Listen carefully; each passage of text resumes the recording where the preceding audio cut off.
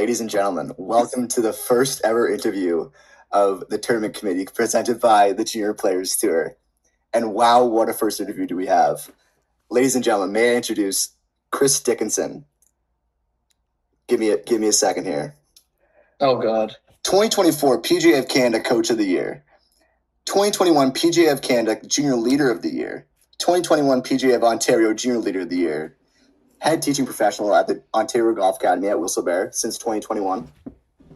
This is from PGA of Canada, by the way. The Jack McLaughlin Junior Leader of the Year award in 2021. I could go on. There's about a half more. Dude, I found this on the PGA of Canada website. You need to update your LinkedIn. I don't even think I've been on LinkedIn in like 6 or 7 years. No, I know. I got a screenshot here of it. Yeah, perfect. I'm gonna. Here it is, right here. How old are you in that pic right there? 21 maybe. That's probably 10 years ago. Yeah. Jeez. But what a good get for our first interview here. Welcome to the pod, Chris. Happy to have you. Yeah, appreciate that, guys. We're looking forward to having a chat. What an intro. Yeah. Man. Like, you're doing all the intros from now That's on. a You just job. kind of just screw yourself there, buddy. Yeah, you're for sure doing all the intros. Yeah. We'll see. Awesome. Yeah, well, thanks, Chris, for joining us here. I'm going to let Ryan start it off here with a few questions, and then we'll kind of just work our way through the interview, and we'll kind of let it be natural and just progress as it does. And, you know, if there's stuff that we want to dive a little deeper into, we can, and just keep it pretty simple for now. Yeah, Go ahead, Chaz. Yeah, you called me Ryan, kind of threw me off there for a second, so it's not very nasty to begin with. But, yeah. Even calling Chris anything but Dickie was. Yeah, it feels a little odd. All right, yeah, so kind of just going to start off real simple here.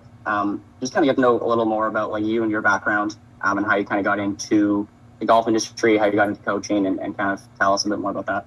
Yeah, so I think as most Canadian kids growing up, I had a predominantly hockey background and kind of went through the channels of competitive hockey, so on and so forth. I won't bore everybody with those details. Kind of had a bit of an injury. Family kind of decided that maybe I needed to figure out a different route to go, and this was probably when I was 14. So around then, they still live, my parents, on my golf course, like right by a golf course that I could just walk to, and sort of, I had been playing a lot previous to that, but took it a lot more serious and got into the competitive game kind of after that, and played in a couple tournaments, so on and so forth, and kind of figured out that this is a road that I could go down as a career, meeting the head pro, Rob Douglas, at the time there. And he kind of expressed that there's, you know, a couple programs I could take that led me to Niagara College and blah, blah, blah. And met, you know, guys like Doug Lowry and Grant Fraser and all those guys that sort of showed me a couple different pathways within the golf industry that I could take.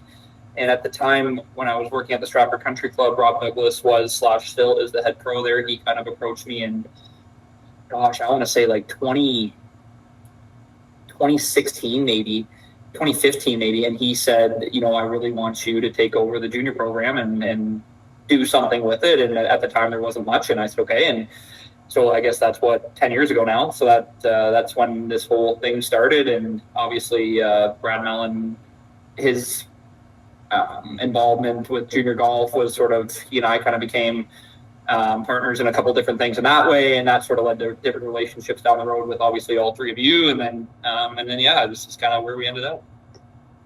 Cool, that's awesome. Yeah, Melon, great dude. Always getting everybody together. Love that guy. All right, cool. Kind of moving on, sticking to kind of about you and your background, but more towards just like your philosophy when it comes to coaching and what like you guys do at the Ontario Golf Academy, and just your overall philosophy when it comes to junior golf and coaching, I guess, in general.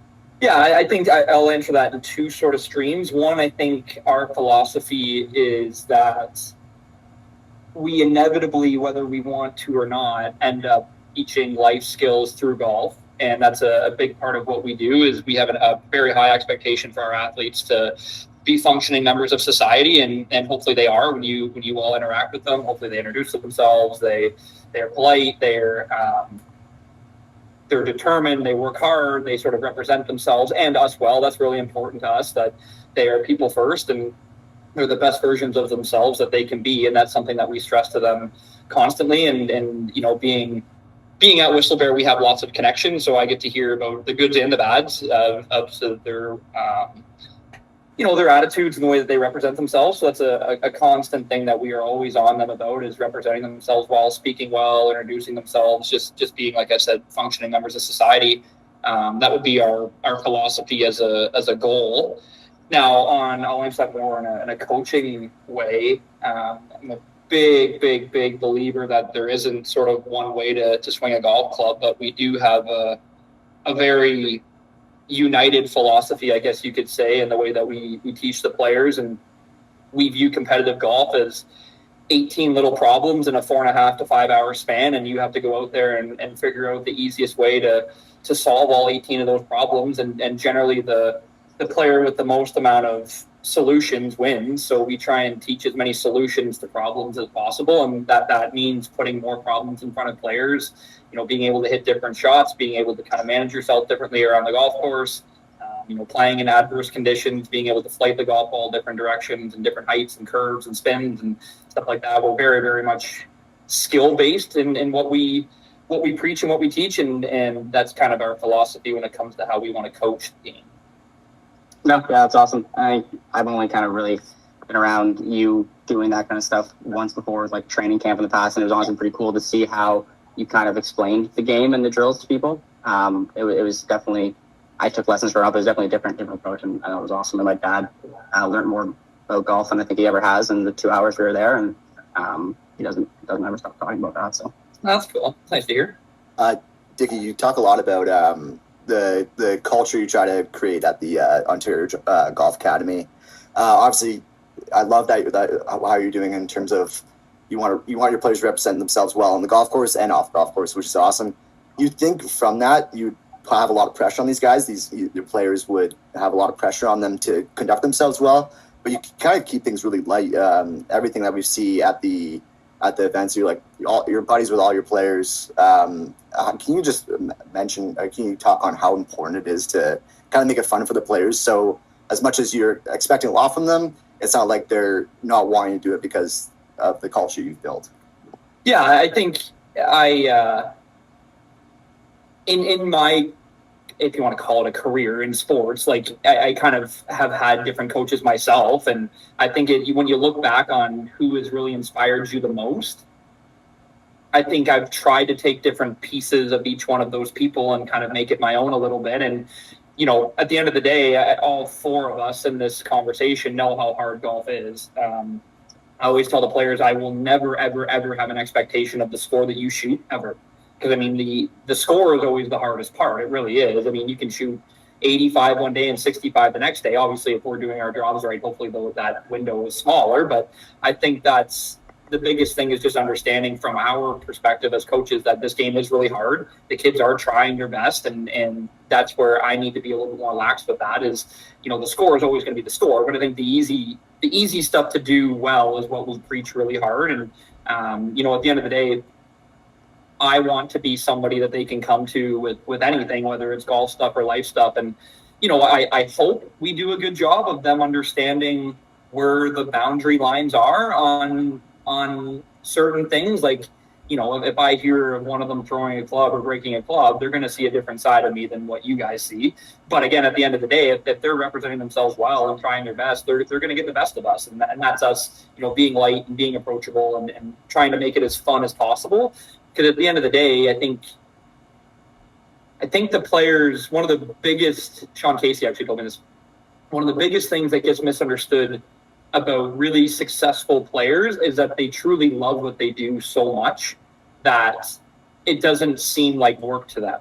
So if I'm then going to make it feel like work, I think that sort of takes away from their enjoyment of the game, which inevitably takes away their ability to advance and continue to be skillful at what they do. So it's a big part of what we do, is try to walk that line between, you know, having fun, but also having expectation between, you know, their attitudes and how they sort of represent themselves. Yeah, 100%. I can echo what the guy said. You know, all of your players have been fantastic to deal with over the years, especially this year. So you guys are doing something right. Shifting a little bit, to the broader junior golf landscape. In your mind, what do you think the biggest challenge is for junior golfers in Canada today?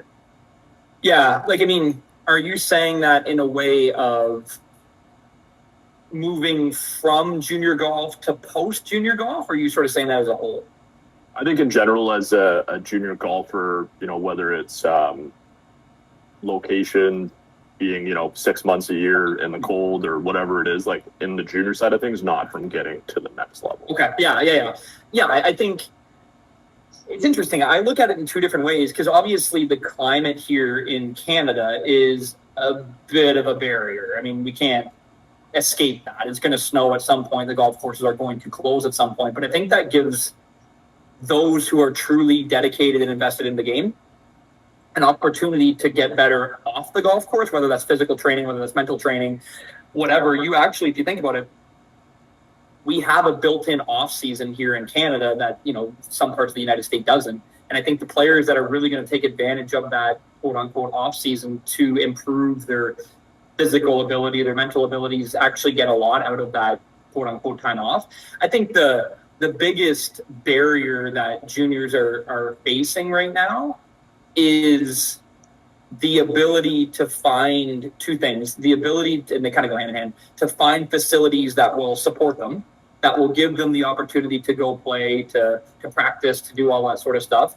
And then to have, I don't want to say a coach, but somebody beside them that can help them along the journey a little bit. Because I think there's very, very few true coaches in, let's be very specific here and say Ontario. In Ontario, there's very few coaches. And what I mean by that is like a person who doesn't do anything besides teach golf. They don't have any other job, whether that's running tours, whether that's working in pro shops, whatever it may be. Their only job is to coach junior golf. There's very few people out there that actually do that. So the ability to kind of have a facility that supports the player and then having a support system around them to help them kind of continue to advance in this game is a barrier that we as a sport are trying to figure out how to kind of get around that, and some different things that we can do, but it's certainly at the top of our list of things to continue to get better at. Yeah, I mean, I completely agree. Having somebody dedicated to strictly junior golf, it's obviously a competitive advantage for what you guys are trying to do at OGA, but across the board, I think it's like such a good industry to get into, not only, financial wise aside, just having the ability to, get at these players when they're young, bring them up, teach them the right morals, fundamentals, whatever it may be, and then, hopefully turn them into lifelong golfers, whatever they do, post grad or post university, whatever it is. It's definitely a key part of the industry. Yeah, and I think too, like from being selfish here for a second, I think from what I do every day, I think all four of us can agree, it isn't the most glamorous of hours that we have to work in season. Like it's hard to have a personal life and stuff like that. So working with kids, me personally, what I've found is it's so fulfilling that when I come home, I don't feel like there's sort of this empty hole that's sort of like not there. Like, yeah, obviously the financial element is a big part of it. Everybody's lying if they say it isn't. But there has to be that fulfillment that comes from what you do. And I think you guys obviously understand that too, from running a great event. And then you kind of get all this feedback of like, oh, this was great. You really helped our son or our daughter sort of, feel better about themselves or whatever that it is. It's a lot more than just sort of numbers on a paycheck. It's certainly a lot more fulfilling from my own personal standpoint. And that's a big reason why I continue to do it, for sure. Yeah, I mean, I think I speak for both Ryan and Blake when I say this, that running, a successful golf tournament and, seeing all the players and parents enjoy themselves and getting that feedback is a great feeling that, we're continuously chasing. But, over the years, I'm going on 10 years, Ryan and Blake are on 8, I think, in the industry now. Seeing the players that were, a little younger when I first started, and now 10 years later, they're playing college golf or, they're chasing a mini tour to try and get to, the PGA or LPGA. Yeah. That's such a cool thing because, we don't have a big part in their lives, but at least a little tiny bit. They played in, X tournament and, they won it, and that helped them get to this tournament. And that kind of help them get through the junior golf side of things. It's a really cool feeling, and I think that definitely drives us. Yeah, for sure. I actually have a fun story to share from your point there, Ty, that I was going to bring up with Chris here.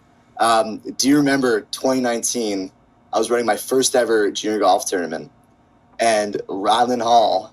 How old is he? How old is he now? Ryland is 18. He was 18, so 6 years ago, he would have been 12 years old. And there's a picture of him and I at the awards table. I may or not bring it up. I don't know. Well, enough for people. It's incredible. I don't know, because Ryland, I was 20 in that photo. Yeah. And now Ryland's 18. And he was still taller than me when I was 12 years old. I was waiting for that to come. I was going to ask a question if you didn't say it. So it is tough looking back at it because not only do I feel old, but it's also cool because that was my first year in the industry. That was my first year in any industry. That was my first real actual job, and it's been really rewarding being able to see not only Ryland but a number of players kind of go through the ranks of starting off and like super young, and even this year, even though it's our first year, we've seen so many players play with us that are going off to university next year and or in college right now. Ryland being one of them. Yeah, it's so cool seeing like he was literally just playing with us this year, and now he's lighting it up in Ohio, right? So it's awesome. Speaking of like university golf and stuff, from like a tournament perspective, I don't really ask the players this very often. Like, how many of these players do you think are truly trying to get into like collegiate golf or play NCAA, or whether NCAA, youth sport? Like, how many are really trying to take that next level, and how many of them are just kind of like, I like playing junior golf tournaments? That's a great question. That's a really good. I've never been asked that question. I think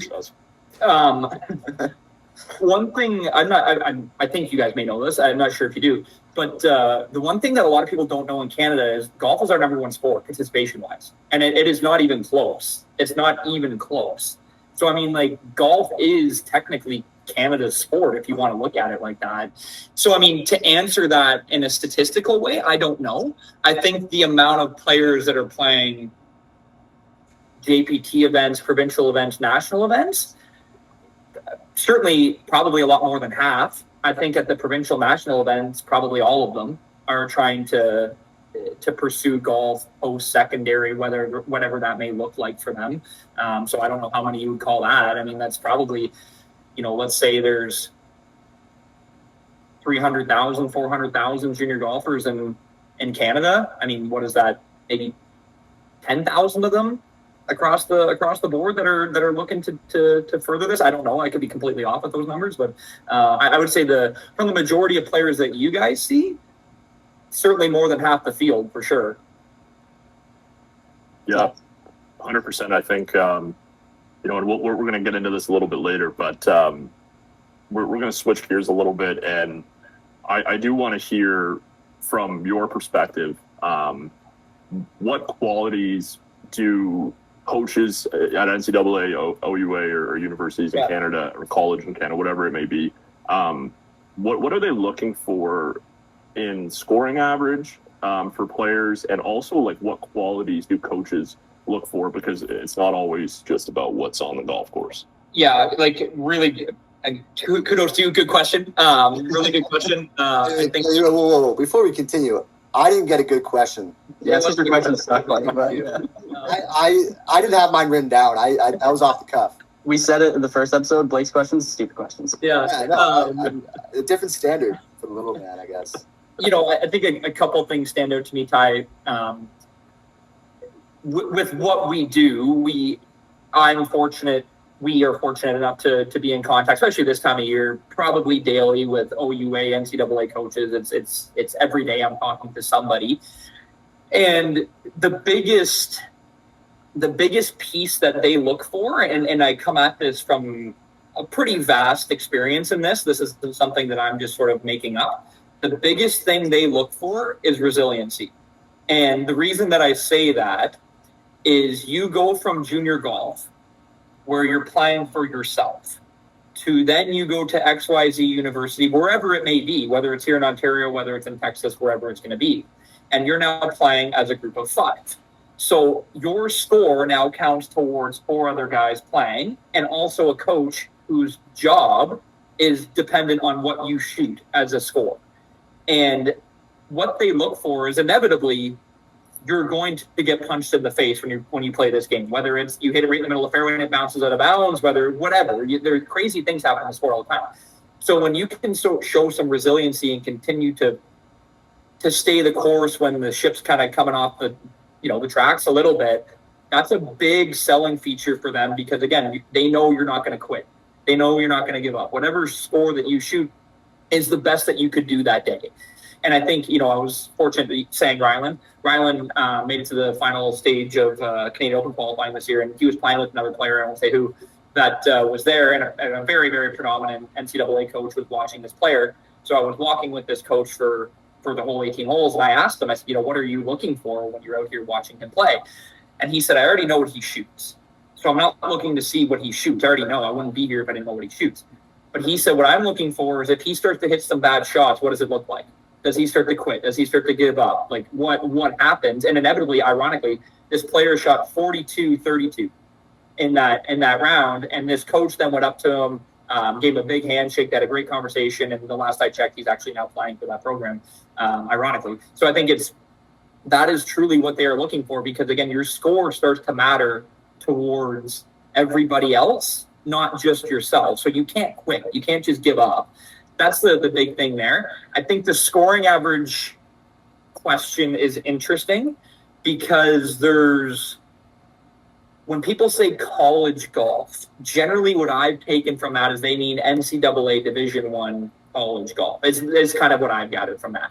Now, that is the tip of, as we all know in this call, that is the tip of the iceberg to what college golf actually looks like. There's Division II, there's Division III, there's NAIA, there's JUCOs, there's OUA, there's all these sorts of things. Now, to play NCAA Division I golf at a fairly high level, to get some sort of scholarship that's going to make it worth your while to go to that school financially, what I've sort of deducted is you generally need a scoring average of 72 or better, and you need grades of at least a 3.7 GPA to be successful. And we get a lot of parents come to us with kids that are like, hey, so-and-so is pretty good. And then our question is always, how do you define that? What do you think pretty good actually is? And I think, you're starting to see Ontario especially be a very, very, very big hotbed for recruits going to play in the NCAA Division I ranks. And, 7 years ago, I bet you that scoring average was 75, 76. You could go down there and be successful. Now it's like you better be shooting par or better a lot if you think that you can kind of go play down there, because that's what the expectation is as you start to move down to those ranks. I have kind of a question when it comes to NCAA stuff, or not necessarily specific to that, but when, let's say a player is playing an event and they get disqualified for some procedural thing where they signed for a wrong scorecard, whatever it might be, and they call you freaking out like, hey, this is going to ruin my college chances. Yeah. What do you tell that player? Yeah, having had that happen to us before on numerous occasions, again, one of the biggest pieces of advice I always give the kids that we coach is you do not want to go play for somebody whose expectations are so far out of the ballpark. And what I mean by that is so many kids get freaked out when a coach is going to come watch them play. If that coach is expecting you to shoot the course record every time you get out there, you don't want to go play for them anyways. So, the good ones understand there's going to be ups and downs. There's going to be mistakes. And I think the best of the best get out in front of it. Like, hey, if I'm talking to XYZ school and I just got DQ'd, I suggest to players right away, you reach out to that coach. Hey, I just wanted to let you know what happened. I unfortunately signed an incorrect scorecard. I'm very disappointed. It's a life lesson for me. It's not going to happen again, blah, blah, blah, blah, blah. But this is what happened, and here's how I'm going to be better for it. Generally, people like transparency. And you don't want to leave that coach sitting there being like, oh my gosh, Blake just got DQ'd. I wonder what he did. And then I think the more that Blake can just sort of get out in front of it and say, hey, you know what? Made a mistake, signed an incorrect scorecard. Here's what happened. It's a lesson that I've sort of learned. Looking forward to moving on, blah, blah, blah. You'd find that a lot of coaches respect that. Yeah, I mostly asked that question because I say that exact thing. Basically, people never believe me, so it's nice to hear it from a coach, not just the guy DQing you going like, no, trust me, it's not going to worry. Don't worry about it. It'll be fine. Yeah. Because I just don't want to get yelled at any longer. Yeah. So, yeah. No, appreciate that answer. That helped me out a lot. So You can use that as much as you want. Yeah, I'm gonna just have that. I was gonna ask going. you, Whenever I DQ kids, I'm just pressing play on that from now on. Like, let's listen to Chris talk about it. And we're gonna ask who the hell who this guy's even talking. Who is this guy talking? So imagine just one of Chris's players. yeah, probably. Yeah. I'll have a PowerPoint up in scoring with your picture up there. They'll know exactly what it is. Yeah. Guys, this is the 2024 PGA of Canada Coach of the Year saying this. Sorry, Chris. Didn't mean to pump your tires too much there. That's okay. Moving on a little bit from the NCAA stuff. So obviously with our tournaments, when we were going through the whole process of creating this tour, figuring out exactly what we wanted to do, the 3-day events, 54 holes, was a big component, and that's predominantly for the WAGR rankings, as well as what we kind of heard from a bunch of people in the industry that one of the issues that was happening in Canada is once players get to a certain level, there's not a ton for them in Canada outside of the provincial championships or the next gens or the Canadian junior boys and junior girls. So what was happening is all the players are moving down to the U.S. or traveling down to the U.S. and that requires time, money, energy, all the above. How much importance do you think that the elite players should put on, WAGR, Junior Golf Scoreboard, AJJ, PBE? Just your thoughts on that. Honestly, it's everything. Because what parents, I always try and say this to them as well, like you have to try and put yourself in the college coaches' positions. So if you're a top 100 program in the United States, I don't even want to fathom how many emails they get of like, hey, coach so-and-so, I'm reaching out. Here's my scoring average, blah, blah, blah, blah, blah. They just get bombarded with emails. And so what they have to do is they have to have some way of quantifying, is this player good or not? If they don't have the ability to then go watch them play, the only measuring stick right now that we have that is comparable to sort of say, okay, like Shawzy played in this event, Ty played in this event, Blake played in this event, and they all shot the same score. Is that the same? Is it all three of you were 72? Is it Shawzy 72 is better? Is Ty 72 better? So, Junior Golf Scoreboard, WAGR, all that sort of stuff means everything because it's the only comparable tool that those coaches have to compare apples to apples. I could submit a competitive resume to a coach and say my scoring average is 72, and I'm playing one-day events up here in Ontario that are 6,000 yards, and I've never seen a golf course before over 6,800 yards. They have no idea. So it's everything, and I think that's the biggest mistake that families make. I don't want to say parents, but families make is thinking the success that their athletes are getting at a certain level will then transfer them to the next level of the NCAA or blah, blah, blah, blah, blah. And I think they have to have an understanding of what is actually being measured at the top. What are these coaches actually looking for to be able to measure those players against each other?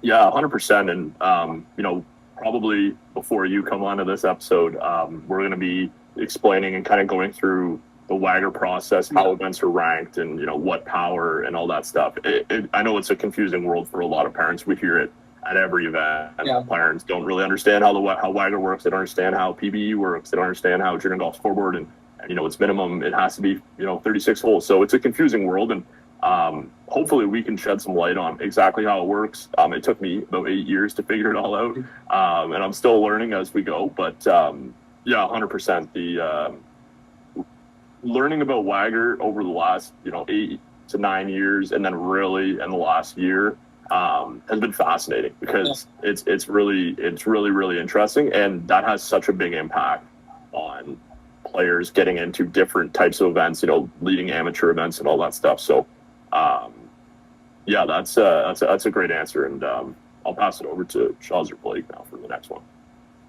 Yeah, honestly, if just kind of you were talking about parents there and kind of like they're sometimes a little misguided. Like, what would you say is like the biggest misconception from parents or families going into like in junior golf? Like, what do people usually have pretty wrong, I guess? Yeah, I think the question. Yeah, no. I think it's one. There's a couple of ways I can answer that. One, I think from the actual sport itself, generally, parents haven't played competitive golf before. Generally, that's unfair of me to say that as a blanket statement, but generally. So generally, when they don't play competitive golf, they kind of don't understand how hard it is. So when they're out there watching their athletes go through whatever it is that they're going through, the parents are kind of going through it with them for the first time as well. So it's a bit of a unique situation in our sport with that, because I always tell parents this is the hardest sport you will ever watch your child play. Unless your child is a goalie or a pitcher, and any other sport, maybe tennis. This is so difficult to watch them do because they're on their own. They're out there, they're drowning, and you don't have the ability to help them. So, I mean, it's really hard when they fail, because, parents inevitably, your child is out there struggling, maybe they're crying, maybe they're whatever. And it's like, they hopefully start to learn the skills of managing themselves and figuring out how to, get themselves around the golf course without mom and dad's help. And, sometimes it happens at 12 years old. Sometimes it doesn't happen until they leave for university. But I mean, inevitably, you're going to have to start to think for yourself. And I think the more that parents can try to make their kids as accountable as possible, try to make them as individual as possible. I should back up 1 second. I always say this as well when I'm talking about parenting. I am not a parent yet. I have no idea what it is like to raise a child. I have absolutely no idea. So this is not a parenting talk by any means. I have no idea what it's like to have somebody reliant on me from the second they were born to the 16 years they've been on this planet. So I have no idea what that's like. From a golf perspective, I would like to think that we have a bit of an idea as to how to help them. And I think that's where the more independent the athletes can continually be, the better off they are in the long run. And trust me, that's a lot easier said than done when your son or daughter is out there shooting a million and you just want to remove them from that situation because it's so hard to watch them go through it. But inevitably, they have to go through it. And I think the biggest pushback I get from parents from that perspective is, well, what if it wants to make them quit? Okay, this was so damning to them that they don't want to play anymore. Well, not to be too blunt, but unfortunately, then maybe this isn't the sport for it. I mean, it is a brutally competitive, cutthroat sport in that way. Like, I mean, you see full-grown men and women crying on TV all the time on the PGA and LPGA Tour when they lose or even when they win. It is just brutally hard. And I think the more that you can just teach them skills as to how to manage themselves, the better off they will be in the long run.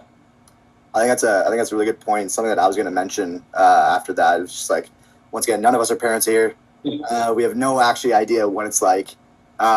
But on your point of it really would be the most difficult sport to watch your kid play. Like that's like I don't know, once again, other than a goalie or maybe like a more dangerous sport, it would be tough too.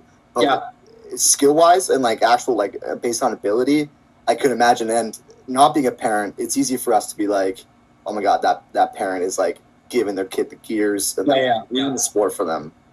But at the same time, it's like I understand it at the same time, as even though I'm not a parent, I could imagine be like, hey, imagine if that was my kid getting frustrated. And especially because like there's so much money involved. Like there's so much money that parents invest into their kids here. I have a good story of a parent that acted really nice at our last event and Legends. And it's a parent I know. Once again, I'm not going to mention it, even though great guy. But he came downstairs and I asked like, oh, how did his son do in it? And he was upset because his son didn't play well and he didn't think his son was like taking it seriously. And you could tell this parent was super frustrated about it. Like he was talking to me about it. He was like, these are like, one, these are not small. This isn't a small amount of money I invested in this. And two, these are like resume building days. Like as much as golf is fun and you should have fun, but especially 16, 18 years old, like a good result is going to be able to be put on your resume for the colleges and for their scoring average. Impacts everything. But what I really liked what this parent did was that you could tell he was really upset. He wasn't with his son. His son was like, I think just practicing on the range after like round 1 or 2. And he was like, I'm literally just giving myself a moment, giving him a moment to both calm down and we'll talk about it. And I thought that was such a great lesson of like, you could tell that parent was fuming. Yeah. It was like, and I was like, I get it. Like I personally get it, how frustrating that would be to see your kid not take it seriously when it's like kind of crunch time in terms of applying to colleges and everything. But I thought that was a really good parenting example of like, hey, we're both very emotional right now. Let's take a break. Let's let's cool down a bit, and then we'll talk about it in a productive way.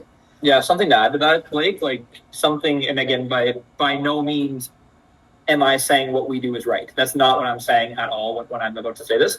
But something that we advise our parents to do, the good ones do it, is they set the expectation for the athlete before they get out there. Here's mom and dad's expectation of you when you're out there playing.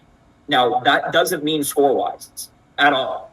But our expectation is like, hey, we put this money up. That means you're going to try from the first hole to the 18th hole. You're not going to give up. That means when you're practicing, you're at least focused on what you're doing. We expect you to represent yourself well. We expect you set the expectations. Have them be very, very, very clear for the athletes to see what they are. Mom and dad are going to be upset if I do this. And for some of them, maybe that is score. It's not my place to say that's wrong or right. But I think the more that the athlete knows what the expectation from mom and dad are and the coaching staff, that, hey, we are expected to do this, most of them will fall in line with that. Like, hey, you know what? I'm expected to not give up. I'm expected to try. I'm expected to represent myself well, all this sort of stuff. I know I'm going to kind of get it if I don't do those things, but I know I'm safe if I don't necessarily play well. That's a very freeing way to kind of manage that as a family, we have our expectations of what our son or our daughter is supposed to do when they are out there. And again, most of them, not always is the case, but most of them kind of fall in line with that. Yeah, I think can I just add to that, just from like my experiences as a golfer, I went out there every tournament going like, all right, this is the one. I'm shooting 72 today. I'm going out and I'm winning this thing. Like this is going to be easy. And then you go out there and you bogey the first hole, and it's like, now I'm just fighting for that 72. I think going out there and having the expectation of like, you're just going to go out there and give your best. And that's my mentality's kind of changed as I've gotten older. Like, who cares? Today might be the day. Tonight might not be the day. As long as I beat Blake, we're good. Which he often does. So that's unfortunate. I wish, on Shazi's point there, I wish I had the same mentality that I do today with my golf game that I did when I was a junior golfer. I didn't play that much junior golf competitively. I played golf throughout my life, but I didn't really play much tournament golf. But I still, even just playing casually, like just literally just no expectations. And I feel like I just learned that in the last few years. And I'm like, that's for sure 20 years ago. Same. Go ahead, Nikki. Well, I was going to say, for everybody listening to this too, like I think we can all understand how easy that is to say. Like, I mean, that's very easy that, hey, I'm not going to have any expectations when I go out there and play. You then have to have a skill set of being able to remind yourself of that when you're out there playing. And that's where being mentally skilled in this sport is as important as being technically skilled as being tactically skilled. Like, I mean, they're all under the same umbrella. So, I mean, at the end of the day, when you can go out there, you guys as tournament operators as well, like, I mean, if you can go out there and do the very best that you could do, hey, you know what? It turned into a tornado and we couldn't do anything about it. At least you can go home and rest easy knowing we did everything, we tried everything, blah, blah, blah, blah, blah. And same with the athletes. When they get out there, like, you know what? I didn't give up all the way through. Whether it's 90, 80, 70, whatever it was, it's a very freeing feeling when you can sort of do that. That's a really funny point to bring up in terms of like things going wrong at a tournament. After the event, if something were like thankfully a tornado hasn't happened, but like it has. That happens when knock on wood. It happened in Montreal. That's a few years ago. Yeah. It did. Yeah, that was intense. But thankfully not in the JPT. But we do say that at the end of a tournament, be like, everything that we couldn't control blew up in our faces. Yeah, that's fine. We handled it, and we did the best we could do, and to adjust to that, right? So, and I think that's a very important lesson for everyone, really. Shout out to you guys are gonna laugh when I tell this story, but Shazi, you're definitely gonna laugh. Shout out to Mike Roberts, a dad of a girl that I coach, Claire, because Mike is a very successful player in his own right. He's gonna laugh when he hears this. But he told me something once that I will never ever forget about golf. He said, you have to expect the unexpected left hook. And I think that is something I will never forget. And I think for you guys as tournament, operators as well, like, you have to expect unexpected things. And that comes back to that resiliency piece of being able to, okay, this just happened. What am I going to do about it? As opposed to sort of sitting there being like, I can't believe this just happened. Well, guess what? It did just happen. So figure it out. So what are you going to do now that it has happened. But that is the first and last time I'll ever mention Mike Roberts in a podcast. Your next podcast interview is scheduled for right after this. It's good advice though, because honestly, like going into tournament, like going into Legends last 2-1, I was like, oh, perfect. Last one of the year, it's gonna go smooth. Yeah. Last 3 groups I had to DQ 2 players. Yeah. Like I was like, this is gonna go so easily, and then we get thrown the left hook. I hate to pump Ty's tires here, but advice he gave me early on in my career, probably within 3 years of working with each other, was something bad goes wrong, take 1 to 5 minutes of being as mad as you want to be about it, and after that, forget about it and adapt. Do not separate the emotion side of it. Be as mad as you want, depending on the situation, and then move on. Like move forward, because those things are going to happen. It's how you adapt. Right. Yeah. Should I add philosopher to my job title now too? I hate that I said. I wish I just said it was like some like celebrity who said that. I didn't say it was you. Probably was. I remember saying that to you, so that's funny. Yeah. I mean, to kind of wrap up this whole interview, and thanks, Dickie, for joining us on our second episode. We really appreciate it. But now that we're 1 year in, we're planning for 2026 in year 2. What we've been asking people all year is we want to hear the honest feedback. We want to hear what you liked, what you didn't like, and we send out our post-event surveys. We read it all. We take it all to heart.